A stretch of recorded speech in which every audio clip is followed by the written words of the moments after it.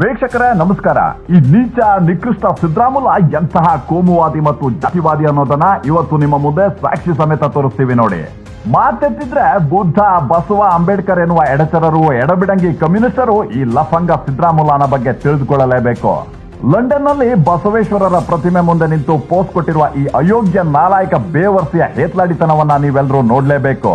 ಸಮಾಜ ಸುಧಾರಣೆಯ ಮೂಲಕ ಕಾಯಕವೇ ಕೈಲಾಸವೆಂದು ಸಾರಿದ ನಮ್ಮ ಬಸವೇಶ್ವರರ ಪ್ರತಿಮೆಯನ್ನ ಬ್ರಿಟಿಷರ ನೆಲದಲ್ಲಿ ಸ್ಥಾಪಿಸುವ ಕನಸನ್ನ ಕನ್ನಡಿಗ ಡಾಕ್ಟರ್ ನೀರಜ್ ಪಾಟೀಲ್ ಕಂಡಿದ್ರು.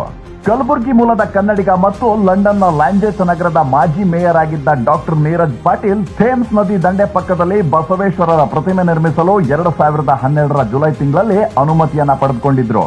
ಈ ವೇಳೆಗೆ ಅಂದಿನ ಮುಖ್ಯಮಂತ್ರಿಯಾಗಿದ್ದ ಜಗದೀಶ್ ಶೆಟ್ಟರ್ ಸರ್ಕಾರದಿಂದ ಎಲ್ಲ ರೀತಿಯ ಸಹಾಯ ಮಾಡೋದಾಗಿ ನೀರಜ್ ಪಾಟೀಲ್ಗೆ ಹೇಳಿದ್ರು. 2013ರ ಫೆಬ್ರವರಿಯಲ್ಲಿ ತುಮಕೂರಿನ ಸಿದ್ಧಗಂಗಾ ಶ್ರೀಗಳು ಸಾಂಕೇತಿಕವಾಗಿ ಶಿಲಾನ್ಯಾಸ ಕೂಡ ನೆರವೇರಿಸಿದ್ರು. ಸುಮಾರು 2 ಅಡಿ ಎತ್ತರದ ಬಸವಣ್ಣನ ಪ್ರತಿಮೆಯನ್ನ ಹಡಗಿನ ಮೂಲಕ ಲಂಡನ್ಗೆ ರವಾನಿಸಲಾಗಿತ್ತು. ಆದ್ರೆ ಅಷ್ಟರಲ್ಲಾಗಲೇ ಚುನಾವಣೆ ನಡೆದು ಕಾಂಗ್ರೆಸ್ ಅಧಿಕಾರಕ್ಕೆ ಬಂದಿತ್ತು. ದಲಿತರನ್ನ ತುಳಿದು ಸಿದ್ದರಾಮುಲ್ಲ ಮುಖ್ಯಮಂತ್ರಿಯಾಗಿದ್ದ. ಈ ವೇಳೆ ನೀರಜ್ ಪಾಟೀಲ್ ಸಿದ್ದರಾಮುಲ್ಲನನ್ನ ಭೇಟಿ ಮಾಡಿ ಲಂಡನ್ ನಲ್ಲಿ ಪ್ರತಿಮೆ ನಿರ್ಮಿಸುತ್ತಿರುವ ಬಗ್ಗೆ ಮಾಹಿತಿ ನೀಡಿ ಉದ್ಘಾಟನೆಗೂ ಕರೆದಿದ್ದಾರೆ. ಬಸವಣ್ಣ ಗಿಸವಣ್ಣನನ್ನ ಲಂಡನ್ ನಲ್ಲಿ ಕೂರಿಸಿ ಏನು ಮಾಡ್ತೀರಾ ಅಂತ ನೀರಜ್ ಪಾಟೀಲ್ನ ಗೇಲಿ ಮಾಡಿದ್ದು ಅಲ್ಲದೆ ಅಹಂಕಾರದಲ್ಲಿ ಅಣ್ಣ ಬಸವಣ್ಣನಿಗೆ ಅವಮಾನಿಸಿದ್ದ. ಅಲ್ಲದೆ ಈ ಹಿಂದೆ ಜಗದೀಶ್ ಶೆಟ್ಟರ್ ಲಂಡನ್ ನಲ್ಲಿ ಬಸವೇಶ್ವರ ಪುತ್ಥಳಿ ನಿರ್ಮಾಣಕ್ಕೆ ನೀಡಿದ್ದ ಅನುದಾನಕ್ಕೂ ಕತ್ತರಿ ಹಾಕಿದ್ದ ನೋಡಿ.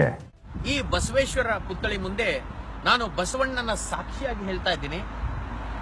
You are the hypocrite of the highest order, because the government of Karnataka allotted financial grant to the Basaveshwara statue, and later on when he took as chief minister of Karnataka, he cut all the financial support to the Basaveshwara statue project. The statue project was at great risk, and I had to contribute my personal hard-earned money of 3 crore rupees to complete the project. Siddaramaiah ridiculed us. When we went and met him and asked support to the Basaveshwara statue project, he ridiculed us by saying that what is the need to build Basaveshwara statue in London? There is no need. It is waste of public money. I will build Basaveshwara statue in Karnataka. Why you want to do it in London? Who is going to know about Basaveshwara in London? You know, he made so derogatory remarks about the statue project when I went to meet him. ಕೇಳಿದ್ರಲ್ಲ, ಸಿದ್ದರಾಮುಲ್ಲ ಎಂಬ ಮುಟ್ಟಾಳ ಅಯೋಗ್ಯ ಅಂದು ನೀರಜ್ ಪಾಟೀಲ್ಗೆ ಹೇಳಿದ ಮಾತುಗಳನ್ನ. ಅವತ್ತು ನೀರಜ್ ಪಾಟೀಲ್ ತನ್ನ ಸ್ವಂತ ದುಡ್ಡಲ್ಲಿ ಬರೋಬ್ಬರಿ 3 ಕೋಟಿ ರೂಪಾಯಿ ಖರ್ಚು ಮಾಡಿ ಬಸವೇಶ್ವರರ ಪುತ್ಥಳಿಯನ್ನ ಲಂಡನ್ ನಲ್ಲಿ ನಿರ್ಮಿಸಿದ್ರು.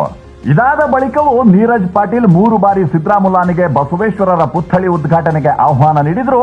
ಆಸಾಮಿ ಹೋಗ್ಲಿಲ್ಲ. ಈ ಸಿದ್ದರಾಮುಲ್ಲನಿಗೆ ಬಸವಣ್ಣನನ್ನ ಫಾಲೋ ಮಾಡೋ ಜನರ ಮೇಲೆ ಅದೇನು ದ್ವೇಷ ಇರಬಹುದು ಯೋಚನೆ ಮಾಡಿ.